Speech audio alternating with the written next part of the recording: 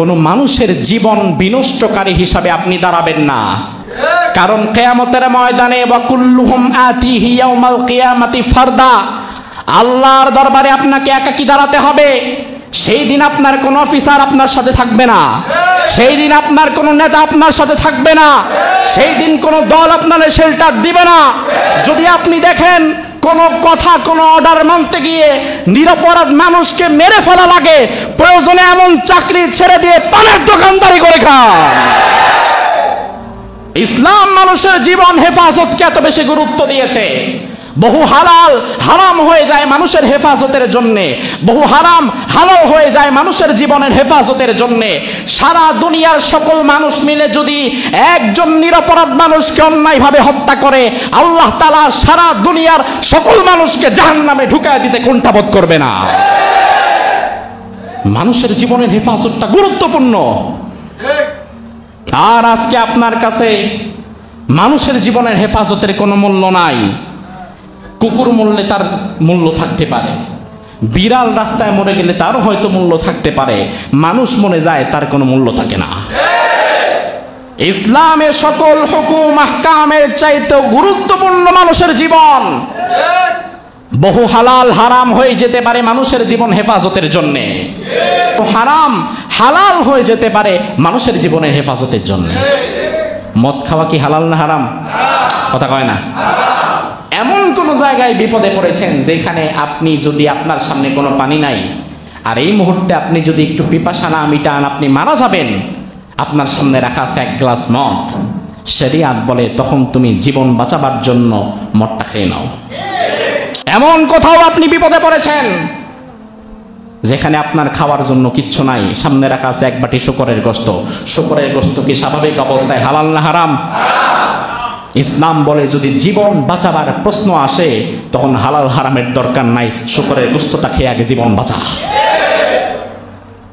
আল্লাহর হাবিব মদিনা থেকে যাবেন তাবুকে, তাবুকের যুদ্ধ হবে। মদিনা থেকে 900 কিলোমিটার পথ পাড়ি দিয়ে তাবুকে যেতে হবে।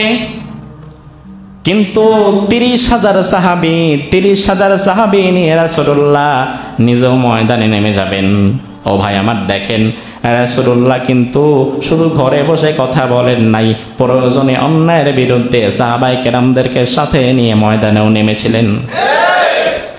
আল্লাহর হাবিব 30,000 সাহাবী নিয়ে তাবুকে যাবেন। কোথায় যাবেন? সাহাবী কয় হাজার, কিন্তু যাওয়ার জন্য পর্যাপ্ত পরিমাণ বাহন নাই। আল্লাহর হাবিব বাহন এবং মানুষের সংখ্যাটা ক্যালকুলেট করলেন। এরপরে প্রত্যেক সাহাবীকে একটা উটের পিঠে রাসূল 3 জন করে বসালেন। কজন? 3 জন। প্রতিটা উটে রাসূল ভাগ করে দিলেন 3 জন 3 জন 3 জন করে, 3 জন 3 জন 3 জন করে উটের পিঠে 30,000 সাহাবীকে রাসূল বসায় দিলেন। রাসূল একটা উট নিজের জন্য রাখলেন, তিনিও যেহেতু যাবেন, একটা উট নিজের জন্য রাখলেন। আল্লাহর হাবিব ওই উটের পিঠে প্রথমে আলীকে ডাকলেন, ডেকে বললেন, আলী তুমি আমার সাথে আসো। দেখেন রাসূল তো নেতা, রাসূল তো আমির, রাসূল তো সব চাইতে বেশি মর্যাদাবান। রাসূল যদি একা একটা উটের পিঠে চড়ে তাইলে কি অন্যায় হবে নাকি? কথা কয় না, অন্যায় হবে? অন্যায় হবে না, এটা তার অধিকার আছে। কিন্তু রাসূলের ইনসাফ দেখেন, নিজের জন্য একটা উটকে ডাক দিয়ে প্রথমে রাসূল আলীকে ডাকলেন, তাইলে হইল কয়জন? এবার রাসূল আশেপাশে তাকায় আবু লুবাবাকে ডেকে বললেন, আবু লুবাবা তুমিও আমাদের সাথে আমার এই উটের পিঠনে চড়ে বসো। এবার কয়জন? রাসূল, আলী এবং আবু লুবাবা 3 জন। তাইলে বাকিদের উটের পিঠে কয়জন? আর রাসূলের উটের পিঠে একজন। কয়জন? আমার ভাইরা যারা সৌদি আরবে থেকেছেন কিংবা যারা হজ এবং উমরায় গিয়েছেন,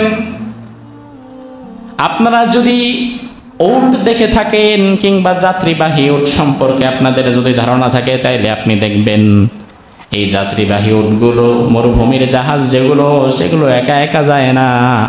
1 2 জন যদি বসে থাকে, সামনে থেকে রশি নিয়ে আরেকজনের টাইনে হাঁটা লাগে, নয়তো উট হাঁটে না।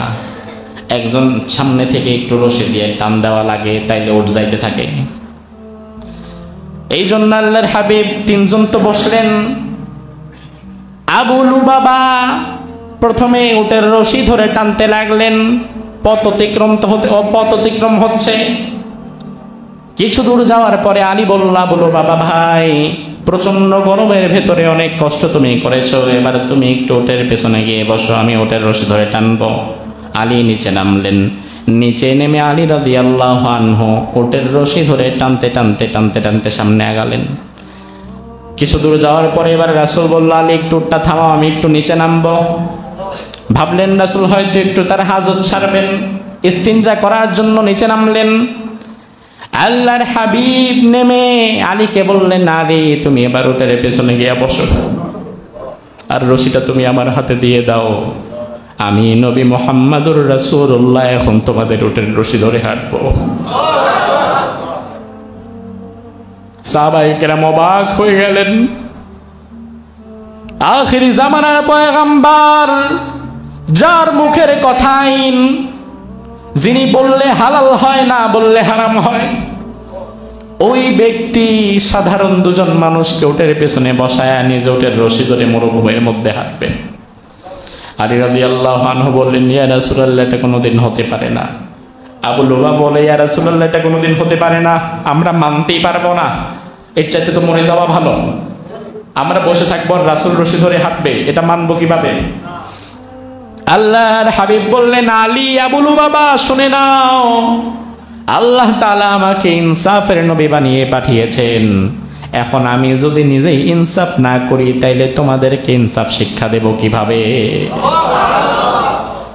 দুনিয়ার প্রধানমন্ত্রী এবং রাষ্ট্রপ্রধান ইনসাফ যদি শিখতে চাও, রাসূলুল্লাহর জীবন থেকে শিক্ষা নাও।